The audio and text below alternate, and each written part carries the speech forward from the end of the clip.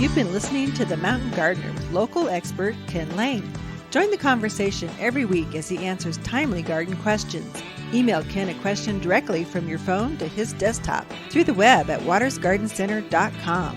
That's Waters with 2 T's, gardencenter.com. Now welcome back your host, Ken Lane.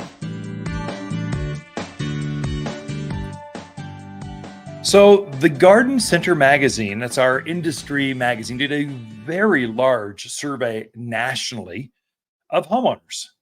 And I thought I'd share, it's very insightful, very interesting, what homeowners like or hate, love or hate about gardening. And so they thousands of people were surveyed all over the country, including Arizona. The number one place for gardening, most garden researches online came from Spokane, Washington. So those folks, Spokane's actually very similar to the mountains of Arizona. So they have a definite rainy season. It's very dry. It's not like Seattle. It's on the east side of Washington. And so they're very similar to us. Other places similar. Richmond, Virginia, very same zone as Prescott, Arizona, at least. Boise, Idaho, Chesapeake Bay, Virginia.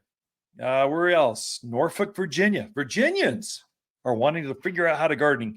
A lot of places where there's new folks coming in. Reno, Nevada. That'd be actually more like Flagstaff, but very much a 4-season ski town, basically. And so they surveyed, and men or women gardening. Of course, you'd think women garden more, and that's true. 88% of homeowner women garden. But what's surprising, men are right there. 85% of men who own a house, properties, they're gardening some way with plants. So indoors, outdoors, they're playing with the plants. And so 87% said they've overwatered or underwatered plants at some point. I think that's just called gardening. If you make a mistake, I've even done that this year. I've been gardening for decades. It's just part of the game. 60%, they just flat out forgot to water. They went off and just traveled or took out in the RV and they just bought it and they planted it and totally forgot to water it. And then 52% blame their lack of knowledge for their garden problems. And so that's why we have the radio show. That's why I do a weekly garden column. We do a lot of YouTube channels, podcasts. We've got all this stuff to help you be a better gardener. So gardening is all about, not about successes. It's about not making the mistakes. So you're learning. You learn gardening by making mistakes. If you can use someone else's knowledge, their mistakes, to keep you from doing the same thing, that's the golden. That's why you tune into radio shows like The Mountain Gardener. So here we go. 89% were rural gardeners. Suburbia, let's see, was 86% location of gardeners. 89% doesn't add up to 100. Never mind, I won't do that. So cursed plant killers.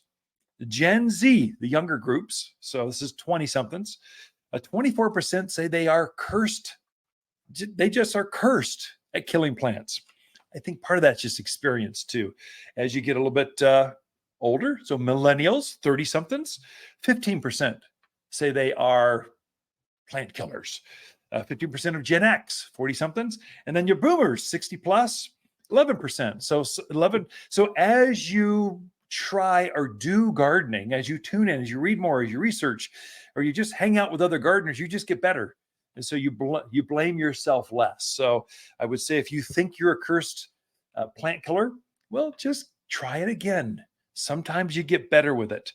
And so number one, plants or gardening that homeowners do, flower gardening. 82% of homeowners garden with some sort of flowers, indoors or outdoors, some way. A pot of flowers or full flower beds. 69% are vegetable growers. Tomatoes. Number one selling, we look at tomatoes as the gateway drug to gardening. So that and houseplants. You get them just started. Once they have a success and that tomato just melts in their mouth, it's tomatoes. That's just the taste of summer. It just, there's nothing like it. Get them doing that. Then they'll jump over to cucumbers and peppers and eggplants and all the other things. So houseplants, once you start them indoors, then you go to a patio. Once you have success in a patio, then you go to the front decks, and you go out to the outdoors. It just spreads. It's like infectious. 51% of homeowners do some sort of herb gardening, and 34%. I thought this was surprising. It's higher than I thought. Fruits. 34% of homeowners. That's one in that's 3, I guess. 3.4 in 10. 34% do some sort of fruit. It might be apples or pears or cherries or grapes and figs and pomegranates, but 34% want to grow something out there that they can harvest and use in the kitchen or enjoy in the back patio. Peaches have been I'm juicing peaches. I'm eating peaches. We had grilled peaches. They're so good. A little freshly seasoned. We've got a citrus salt with some olive oil on the grill for just a few minutes, and boy, they just melt in your mouth. So healthy for you. Anyway, this is Garden Center Magazine's America's Gardening Hits and Misses. If you want to take a look at that, that's bit.ly/gardening.stats. If you want to take a look at that yourself. Have more coming in for you in just a moment.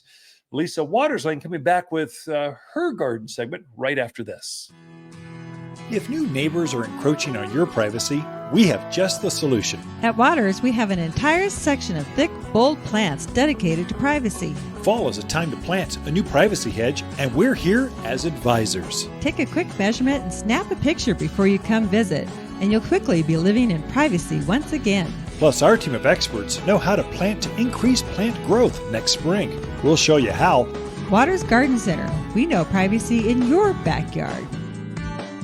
The Mountain Gardener, your source for timely garden advice right for higher elevations. Guaranteed to make a difference in your yard this season.